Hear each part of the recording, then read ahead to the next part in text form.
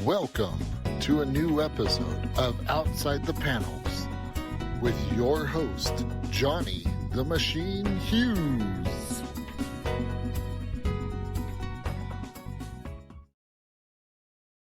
Welcome everyone to another episode of Outside the Panels. This time around, it's seconds away because we are ready to rumble with a Luchador-verse special with the Vince McMahon of Mass Republic. Kevin, how are you doing, sir? Kevin Kleinrock, nice to meet you.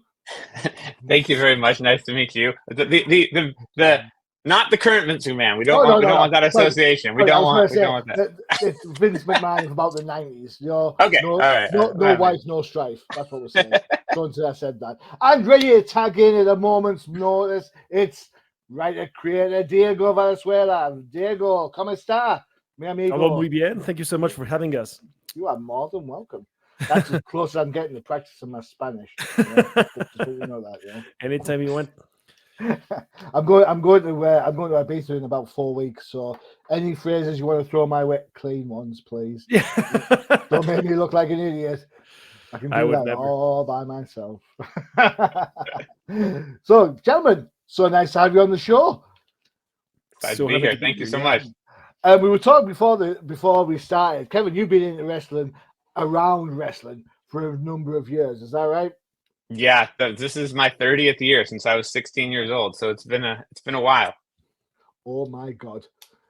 It's like you're like the Ric Flair of the comic wrestling world. We've been doing this for a long time, and it's been awesome over the last really decade to be able to go, okay, well, not just the wrestling, but what else can we do? What else can we tell? What other stories can we tell away from the ring, and how can we kind of create these transmedia universes where they're starring wrestlers, but it's not just about wrestling.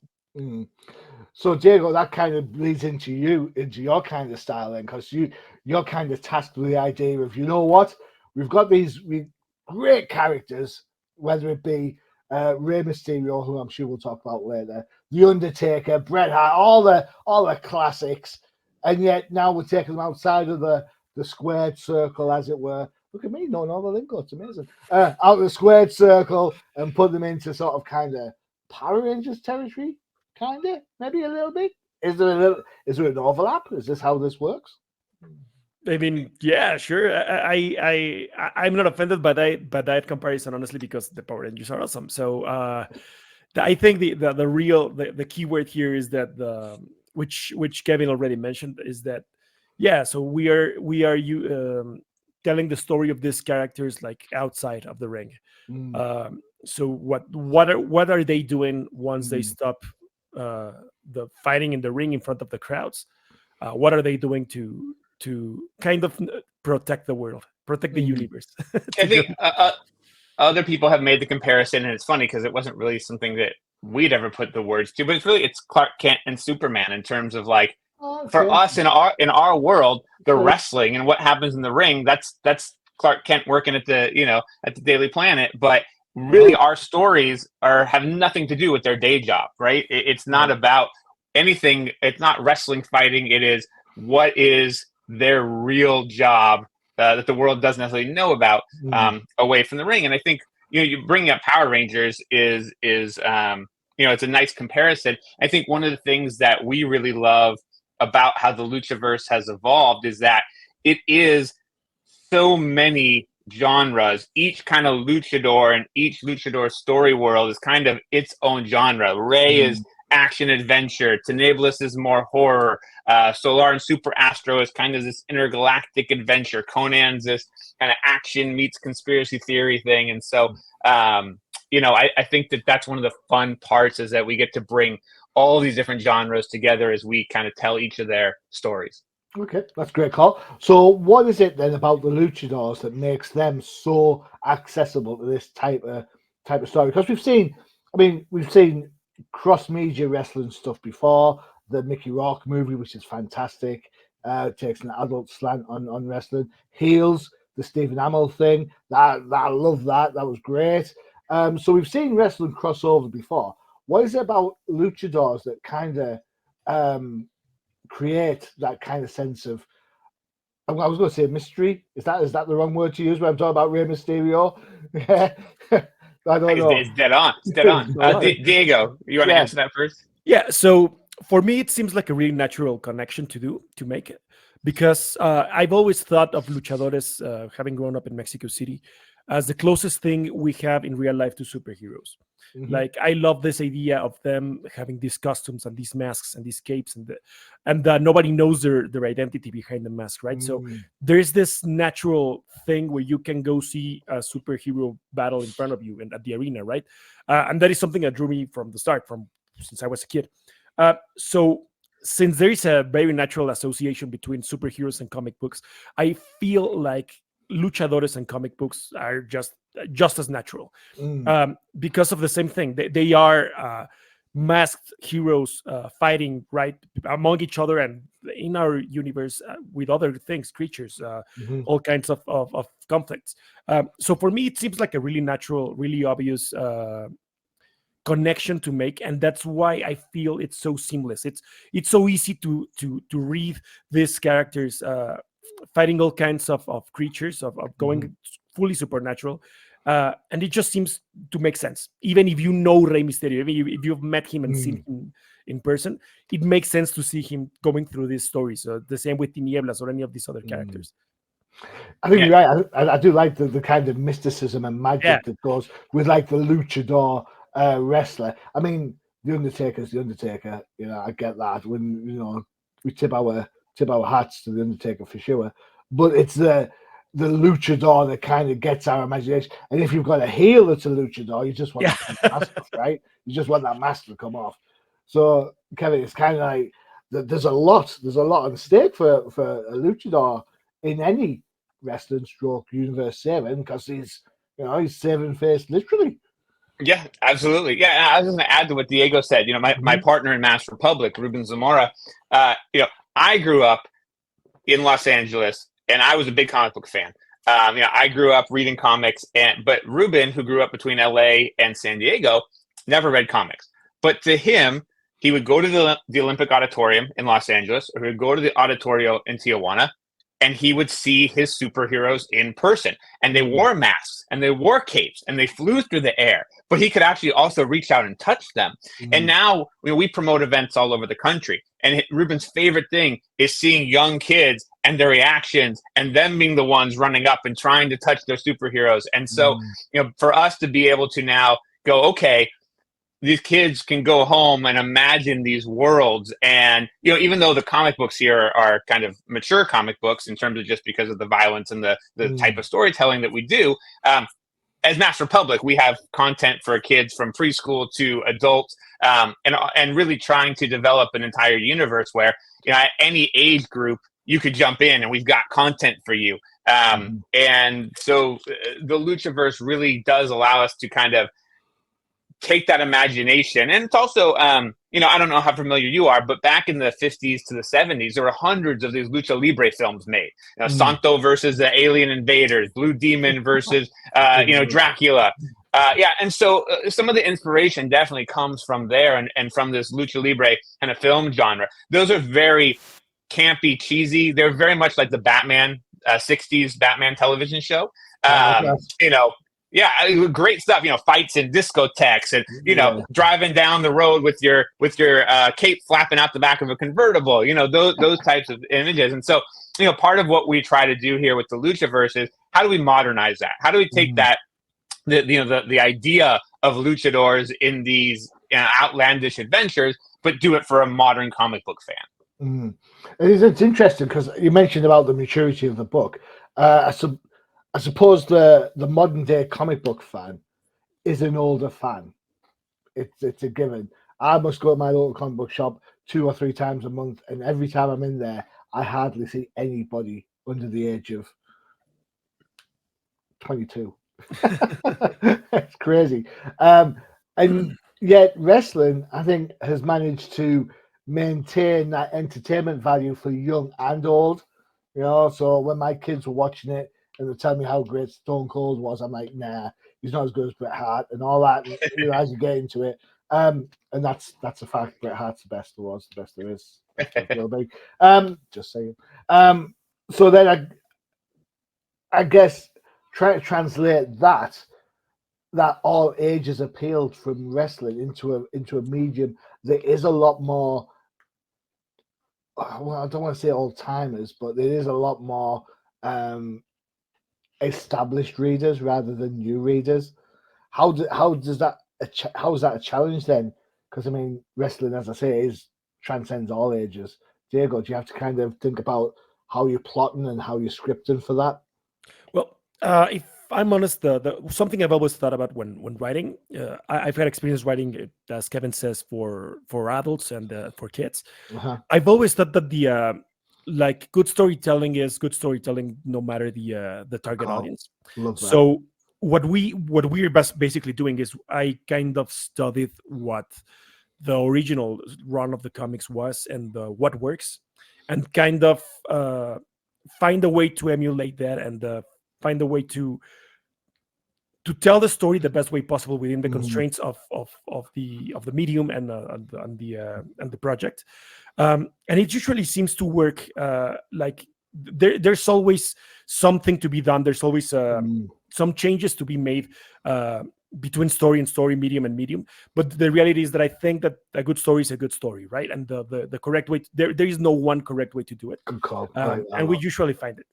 And I think go on, Kevin. Sorry. I think the other interesting element for us here is that we're putting real people, real luchadors into these stories, and every luchador has their own unique personality about them. And so I think for our writers, one of the challenges that they've been so good at, though, is nailing the tone of the character. And there's certainly nuances, right? So like for Ray is not going to be spitting foul language out of his mouth. Ray has always been, even though the book might be, a mature book because there's, the horror element to it, or the violence element to it, Ray is still Ray. He is who he is. Whereas opposed to Conan loves to talk shit. And, and in his book, when we get to that in Luchaverse Catalyst number 3, you definitely can read that book. And if you know Conan, whether it's from wrestling or from his podcast, you can hear those lines in his voice, and it feels very true to him. And so I think that's both a challenge and kind of a fun thing for the writers to be able to take on, which is having to be respectful of who these characters are, but also being able to, like for me, I'm not a comic book writer.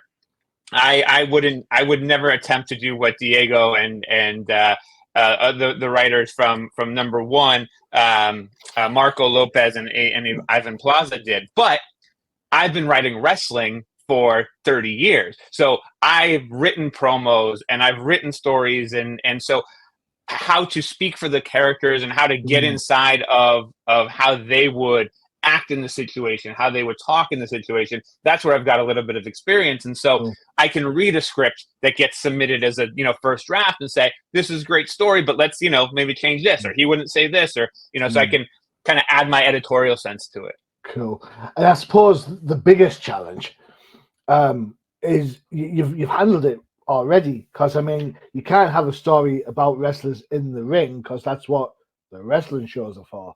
So you get kind of like a blank canvas, a blank slate, as it were, where you can say, right, this is my guy, and now that I'm taking him outside of the ring, I can do absolutely anything with him based on the individuality of that character, as you say, Ray being mysterious and so on and so forth.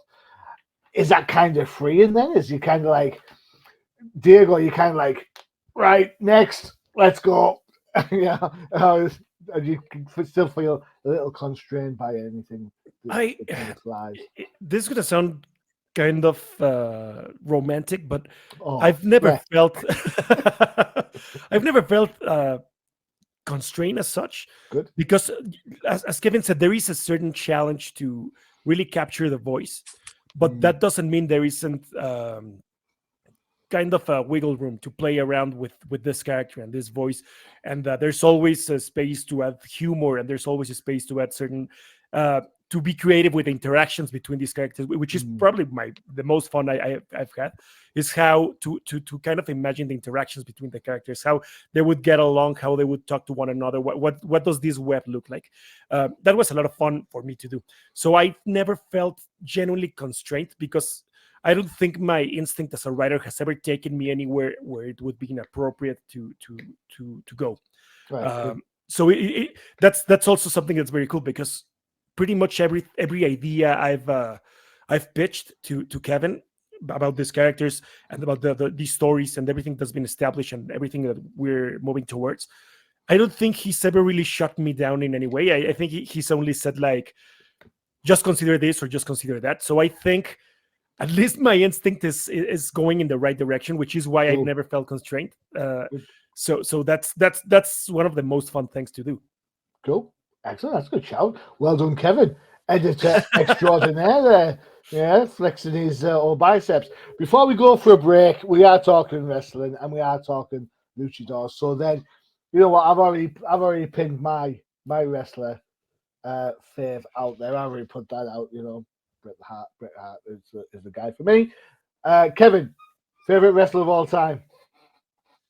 Oh man. Well, so to me, and I'm not just saying it because he's the star of our book, but I think Rey Mysterio has got to be up there in the conversation, not really just because of who Rey is for Rey, but in 1994, 1995, what Rey and Psychosis and Juventud Guerrera going to ECW and then the WCW did, which was, kids or people, wrestling fans, right, growing up in the 80s or early 90s, Lucha Libre wasn't something you saw all the time. And if there was a luchador like Mil Mascaras, he was a luchador because he did like a one high flying plancha, from the top rope. Yeah. But when Rey and Psychosis and Juvi started working Lucha Libre into mainstream pro wrestling, now you can't turn on a WWE show or AEW show or anything, and you're not seeing their influence and lucha moves being used in every match. And so I think that because of not only how awesome he was or is as a performer, but the influence, Rey Mysterio's got to be up there, in that conversation. And I think that, outside of luchadors, I think Shawn Michaels is probably always one of the Shawn and Bret era was so good. But I definitely, I was definitely a Bret Hart fan, but I got to say, in terms of that age-old question of if you can only watch one library of a wrestler, if we go farther back and we're talking, the Bret Hart era, I'm gonna have to go with Shawn. That's fine. It's fine. I don't mind people being wrong. That's cool. It's funny you mentioned before we get to Diego's. It's funny you mentioned about how luchadors weren't mainstream. I remember watching a Royal Rumble one year. And it's like the 15 star wrestlers come out, and then there's another 15 wrestlers that it's like, I'm like, who's he? What's that? Where's he from? He's from some sort of crazy minor wrestling league. I'm like, I have no idea. Of course, they go straight over the top rope. That's fine. Diego, yourself, who's your favorite? Are you is the Ray guy also? I don't think I have one, because there are several luchadors and wrestlers whom I really admire and whose work I really love for different reasons. Like, for instance, the big cliches, I think one of my favorites has to be Blue Demon, because he was probably the first luchador I ever saw. I remember when I was like 7, I remember seeing him in the cover of a magazine and thinking, who is this dude? He looks like a total badass. And that's pretty much when I was first exposed to Lucha Libre and when I started loving the idea of it. But I also love Rey Mysterio. I love Beast Mortos more in more modern times. I love DMT Azul. Templario is a lot of fun to watch. Místico was probably the first luchador I ever saw live, and he was just a spectacle. And as far as the American wrestlers, I am a huge fan of The Undertaker, of course, because everyone loves The Undertaker. His entrance to, I think it was 2001 WrestleMania with Limp Bizkit playing Rolling, and he's just running on his motorcycle. I just remember I was, I think, 13, and I was like, wow, that is just the coolest thing I've ever seen. So yeah, I love him. I love the New Day. I love Kofi Kingston. I love Biggie. I am a huge fan of so many wrestlers that I can't really point it at to one. It's fine. I'll give you. I'll give you a couple of my. I'll give you a rest. So, my first wife. I've been married twice. My second wife is the love of my life. Bless her, Mrs. H. The first Mrs. H. She was a wrestling fan, and she loved the Undertaker. I remember one time when the Undertaker got put in the casket by Yokozuna. She was in tears. It was like someone killed a dog. You know, the tears were streaming down her face. Was it a King of the Ring? No, it can't be King of the Ring. Honestly, it was. She was beside herself. I was like, oh my God. And of course, I can't talk about wrestling without giving out a quick shout out to one of my old colleagues, Graham Walsh, who's a huge Shawn Michaels fan, and Andrew Donaghy, who I work with currently, who is, if I remember, a Stone Cold Steve Austin fan. You can't not be a Steve Austin fan. Also, I mean, like that, like especially if you watch in that era, like there, you know, I mean, just Brett and Steve and them. I mean, just what an era. Indeed. Right. I'm Brett all the way. There's nothing, nothing you can, try. What am I going to say? Right. Time for a break for one of our other shows. When we come back, we're going to get a look into the promo work of the book, and we're going to take a look at some websites, and we'll go from there for you. So this is, I suppose, I don't have a wrestling advert, unfortunately. I think the closest I get, and maybe this is something you can get yourselves into, McFarlane Toys, get them on the phone. It's time for a crisis in the Toyverse.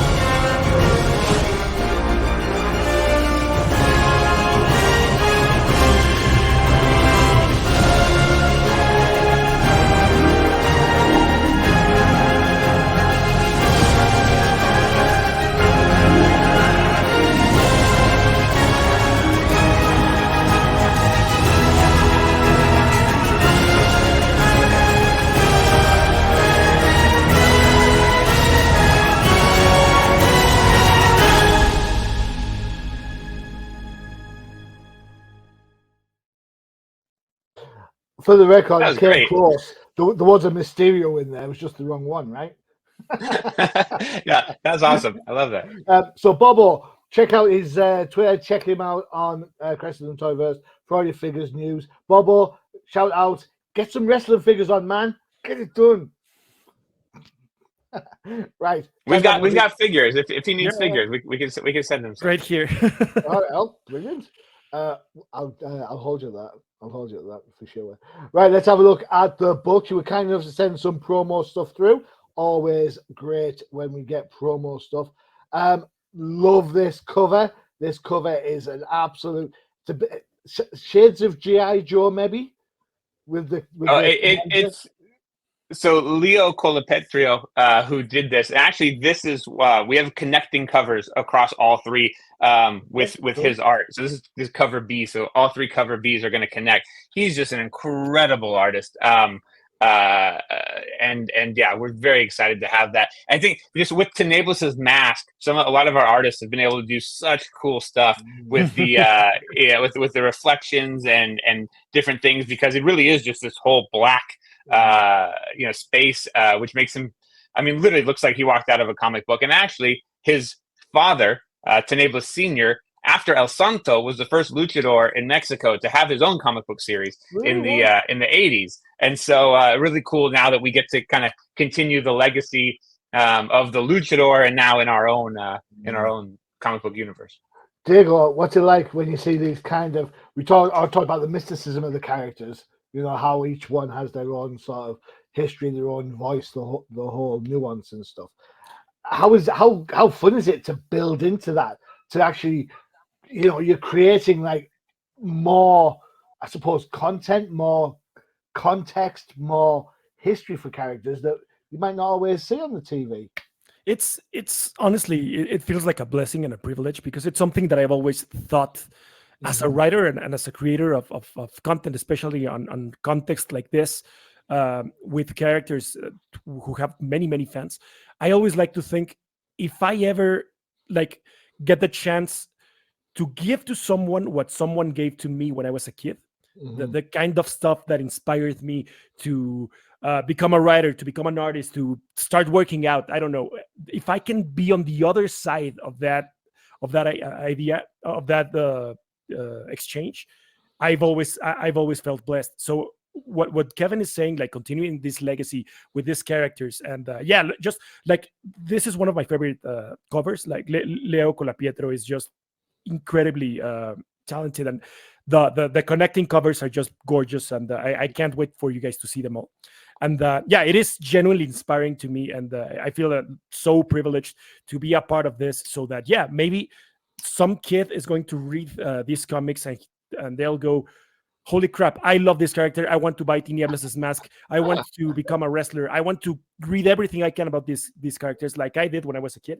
And being on the other side of that exchange is just incredible. I was talking to Kevin before the show. I love Mexico. I've been to Mexico 4 times on different holidays, and my honeymoon as well. I'm absolutely blown away by how every shop, no matter what it is, you know, you can go in like a newsagents to buy a paper, and they've got luchador masks.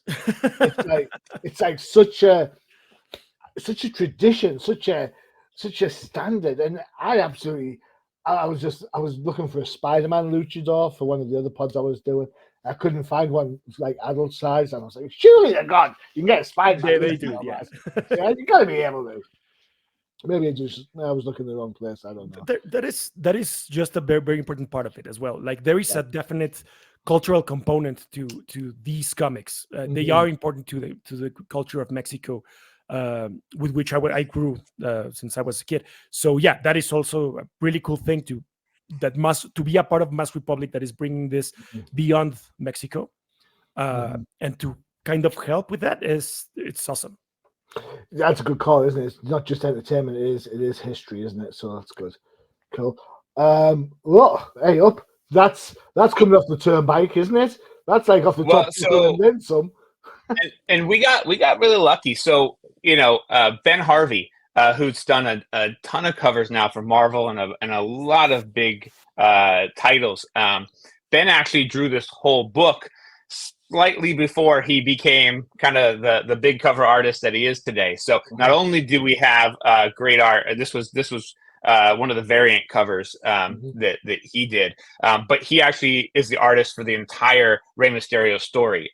So it's really great art throughout, and we're really excited that we were able to kind of get him to do this book before he blew up. Cool. So this is kind of, I suppose you were talking, Diego, you kind of mentioned about the culture, Mayan temple, perhaps. Cool. Yeah, it's definitely Mayan inspired. Yeah, it's surprising. It surprised me how where did I spend time? I spent time at Tulum, and I got to swim in cenotes and do all that sort of cool stuff, and then get my aura cleansed in case there was any spirits kicking about and stuff. And I was just blown away by it. I was like, wow, totally impressed. Well, here we go. Some magic stuff going on. Is that the fabled Mask of the First Mysterio? Is that that's the quest? Good call. Yeah. Yeah. I've done my research. I know. I'm all good. I'm all good. Excellent. Excellent. I love the kind of ideas behind this. It's just, I don't know. I love the idea. I love the idea of taking these characters that we know so well in a certain reference, i.e. wrestling, and then taking them out of that and just seeing them in a different kind of setting. So I really and I think that. For us, we're not the first people who have told stories of lucha libre outside of the ring, but I think anytime anybody has ever kind of rewritten the history of luchadors, they go back to the Aztecs and the Mayans. And one of the things that I am most excited about with our story world is that we go way back before that. Eventually it'll be revealed. And we explain kind of so when lucha libre and masks got introduced to the Mayans, this is where it actually came from, which is part of our Luchaverse. And so we're really the backstory that we're going to get to eventually that kind of sets up the how and why of the entire Luchaverse. It's storytelling that has never been done before, and I'm really excited for people to, as time goes on, be able to dive into that and learn about the history. Cool. See, this is why it's massively important to have these conversations, because people will see a luchador comic book and they'll think one thing, and in all entirety, it's something completely different. So yeah, I think that's our biggest challenge. Yeah, no, that's our biggest challenge. And people say all the time, when they're asking about our books, I'm like, the most important thing for people to understand about our books is that they're not wrestling comics. They're comics that star wrestlers in other genres and other stories, but they aren't wrestling comics. We're not trying to tell the story of what happens in the ring, or how they really feud outside of the ring. And there are great wrestling comics out there, like Headlocked is a great wrestling comic that Michael Kingston, who's going to be announced soon, doing another project with us. But and you mentioned liking the show Heels, right? Like his comic book Headlocked is essentially, if you like Heels, you would love Headlocked. It's a great wrestling comic. But that's not what this is. No, cool, excellent. We're going to take a sideways step. We're going to take a bounce off a rope somewhere. This is the Masked Republic. I can't say it. Short tongue. Masked Republic Comics. This is your website. Correct? Yes, correct. No? Don't be hanging like that.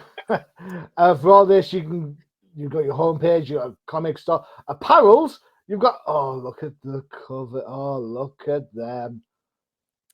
I don't think we're still seeing just the at the top of the front page. Yeah. Are we? Oh dear me. Hang on 2 seconds then. Stop sharing. Comic store. I'll get there. Don't worry. Technology and all that. Where is it? Chrome tab. Why has that not changed over? Oh, I see why. Oh, right. I see why. What's happened is opens up a new tab rather than continue on the existing one.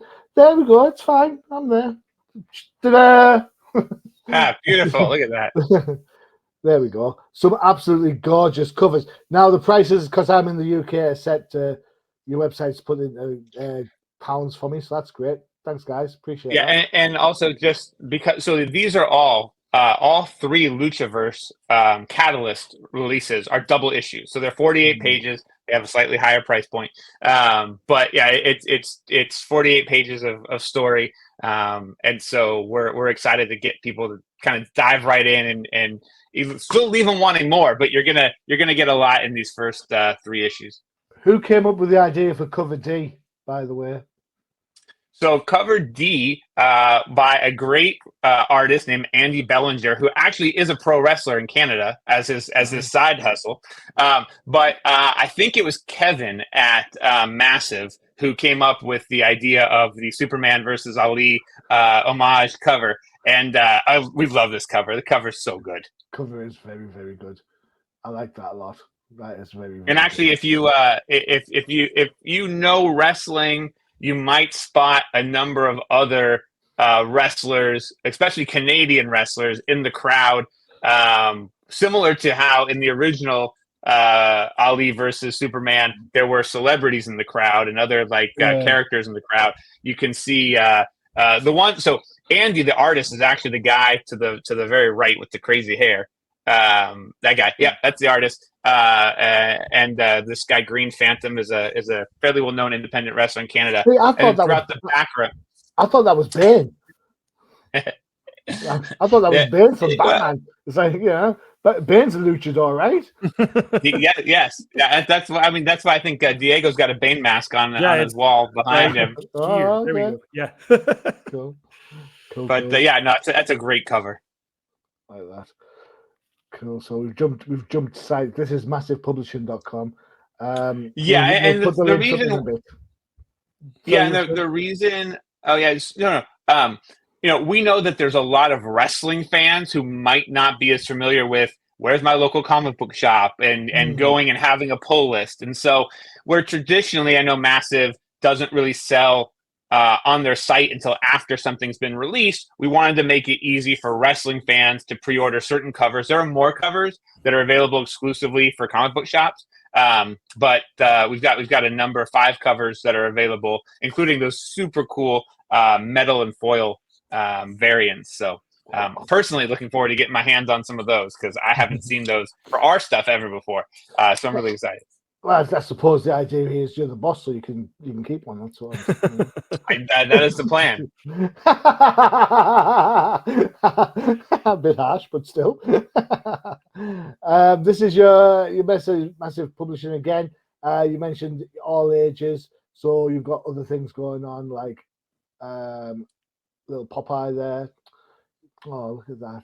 Strong to the Yes, that's from Massive. One of their new titles is this kind of more manga take on Popeye, which looks really cool. Yeah, and some other stuff going on there. Bernie Wrightson, I bet that's scary. I remember seeing some of his Batman stuff when I was a kid. Scared the living pants off me. It did. It absolutely did. So you've got to say you've got it going on is a massive understatement. Are you sticking to comic books? Are you looking to cross-pollinate into other media? I mean, when we talk about what we do here at Mass Republic and kind of the building out of our studio that we're doing right now, it's always kind of been about creating these transmedia story worlds. I think that a lot of times it's dangerous to kind of talk about where else you might see the properties going, because I think especially in the comic book industry, it's really easy to dismiss something that you hear is going to be developed for film or TV and go, oh, well, they're not putting their heart into the comic, and I think that's absolutely not what's happening here. We are dedicated to having amazing comics first, and sure, I mean, who wouldn't want to see a great story? Like Diego said, a great story is a great story. And I think, if the Luchaverse stories resonate with people, if the other stuff that we're going to be doing, resonates with people, and there are opportunities for those stories to live, on screen or in other media, whether it's action figures or video games or television, absolutely, we want to explore that. But we're starting with telling a great story and having great art in comic book pages. I just want to say that those people that say, "Oh, you don't focus on the comic books," I'm one of those people. Well, see, that's why we need to make sure that first and foremost we're telling great stories and having great art in comic books. Cool, excellent. Okay, so I've looked on where am I at? Master Republic. You can get some T-shirts on there. That's cool. I like the headcase one. That one. Oh, that's pretty cool. When it comes to writing style and creating, who are your inspirations? Or alternatively, what are you reading now? Diego, what sort of stuff's floating your boat that's helping you, I suppose, develop your style? Well, I guess the thing you get the most out of is just being exposed to other writers, which basically means watching movies and reading comics and reading books. And the last couple of years, I kind of switched from reading physical books to reading audiobooks and Kindle. So I think I've tripled the numbers of books I read every year, and I'm always writing something. Like I'm always writing a book for myself, and I'm reading comics that many of stuff that Kevin has recommended. So I think what I've been doing since I started writing when I was 13 is just being exposed to and studying and really loving what you do, which is probably the best thing you can do to get better, because if you do it, you will do it no matter what. You will do it if you are being paid. You will do it if you are not being paid. You will do it if it's a huge success, and you will do it if it's a huge flop. And I've been on all those ends of that spectrum, and I've loved every step of the way. And I always have thought that the best stories are the ones that are really told, that really want to be told. Like somebody who really wants to tell this story usually does it right. at least on a certain degree. And for these stories in particular, like I one of the biggest inspiration is, of course, reading the preview stuff, seeing what was that made them good at first, and try to emulate that and try to bring it forward to a new arcs and new stories and new ideas, and always bring it, bounce it around with Kevin to see what we can do to make it better. And of course, like, I cannot even begin to describe how great it is to see the script turn into an outline, to turn into actual art. Once I see like the first drafts of I'm drawing a blank on the word, but the first images drawn by the artist, the make readies and stuff. It's insane how elevated it feels. Like how much it seems that it improves my script once you see it on the page. So yeah, it's just a bunch of things that I try to expose myself to, like, every day. Cool. Excellent. Good shout. Good call. Kevin, when is the book out? All right. So final order cutoff is June 17th. Just right now, we're on the final order cutoff. It'll be in stores July 17th. And so, yeah, definitely, if you can still get in an order with your local comic shop, do that. Otherwise, as you saw, the Master Public Comics website or the Massive Publishing website, you can order certain covers, and then it'll be in stores July 17th. So hit your local comic shop then if you haven't had a chance to pre-order it, and please definitely grab it, check it out. This is just the beginning of an incredible ride, but join us from the beginning. Sounds like a plan. All right, we've got some info for you all. There it is. Check out some Twitters. Damn Beast. Who's the Damn Beast? That's me. There you go. For the Diego on Twitter. That's cool. I like how you call it Twitter and not X. Don't forget, you got Facebook and Instagram also. Check it out. And then for everything that is Masked Republic, you can head over to Masked Republic Comics on Facebook and IG and on X. Ugh. I still hate that. I mean, I still hate it. I still call it Twitter. I'd seen that when I put that in there. In fact, no, I'm not going to change it. I spotted it when I put it there the first time. What we'll do is to save you pausing the video and making me look like a moron, we'll put those links at the bottom of the video for you to check out. Cool. Gentlemen, it's been an absolute blast. I've enjoyed it so much. It's getting to that point, man. It's like ding ding, seconds away. This is your last 30 seconds. Kevin, tell people why they should be checking out everything that is Luchaverse. Yeah, I think we have created an incredible story universe, whether you're a fan of wrestling or not.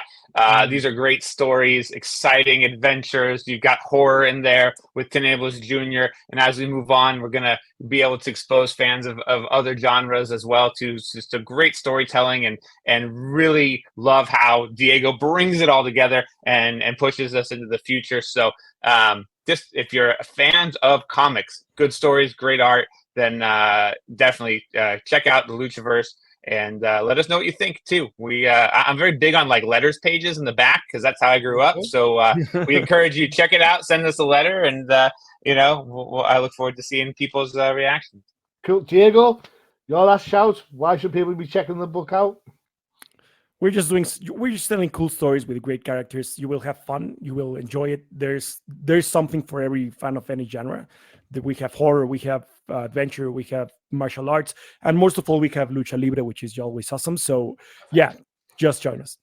Perfecto. Excellent. Right, there you go. You've heard it from the announcers themselves. There you go. The managers, they're coming down with the rest of them in tow. Kevin, Diego, thank you so much for spending the time. I really do appreciate it. It's been fantastic. Thank you so much. Thank you so much. We appreciate you so much. Thank you. No worries. That's it for another show. Don't forget to check out the UCPN for all your favorite shows. You saw the trailer for it earlier. It was the Crisis in the Toyverse. For all you Marvel fans, don't despair. No Prize will be back soon. All you DC fans getting ready for your absolute power. It is the Definitive Crusade. And if, like me, you like comics of a certain age, don't forget to check out the Old Timers Comic Book Show, where the hosts aren't old, but the comics most certainly are. Gentlemen, it's been an absolute pleasure. I'm afraid it's seconds out. We're done. It's all over. 1, 2, 3. Time to tap out. I've been your host, Johnny the Machine Hughes. As always, adios.